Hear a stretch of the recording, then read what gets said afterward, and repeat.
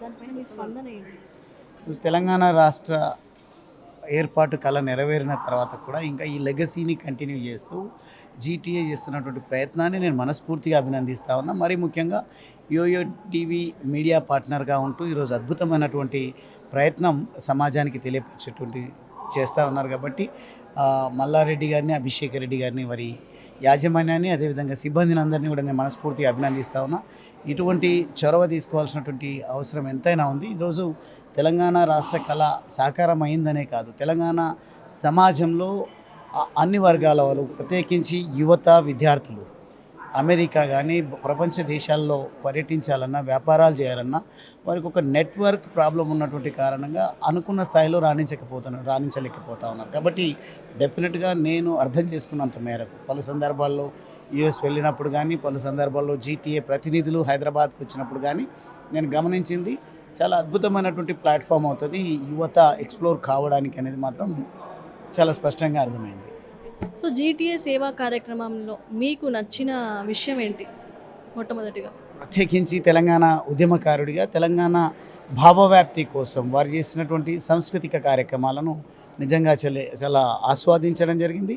ఆ ప్రయత్నం వల్లనే ప్రపంచవ్యాప్తంగా ఉన్నటువంటి తెలంగాణ వాదులందరూ కూడా సంఘటితమై తెలంగాణ రాష్ట్ర సాధన కోసం ప్రతి ఒక్కరు కాంట్రిబ్యూట్ చేసే విధంగా జీటీఏ ప్రయత్నించింది.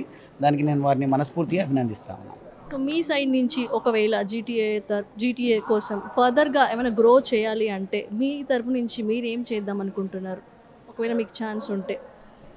తెలంగాణ ప్రజల ప్రతినిధిగా, తెలంగాణ ప్రజల వారధిగా నా వంతు ప్రయత్నంగా జీటీఏను, అదేవిధంగా తెలంగాణ సమాజంలో వివిధ రంగాల్లో రాణించాలనే సంకల్పం ఉన్నటువంటి ప్రతి ఒక్కరిని కూడా కనెక్ట్ చేస్తూ వారికి ఒక వారధిగా నా పంతు పాత్ర పోషించి అద్భుతమైనటువంటి వేదిక జీటీఏ అని చాటి చెప్పేటువంటి ప్రయత్నం నేను చేస్తాను.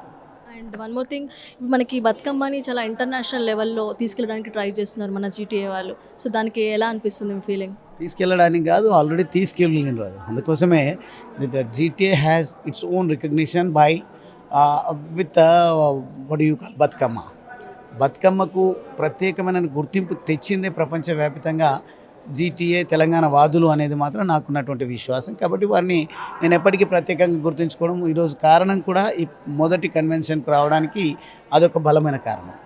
అండ్ స్పెషల్లీ ఇన్ని కంట్రీస్ ముందుకొచ్చి మన తెలంగాణ దాంట్లో స్పెషల్గా పార్ట్ అయ్యారు కదా, సో దానికి ఎలా అనిపిస్తుంది మీ మాటలో?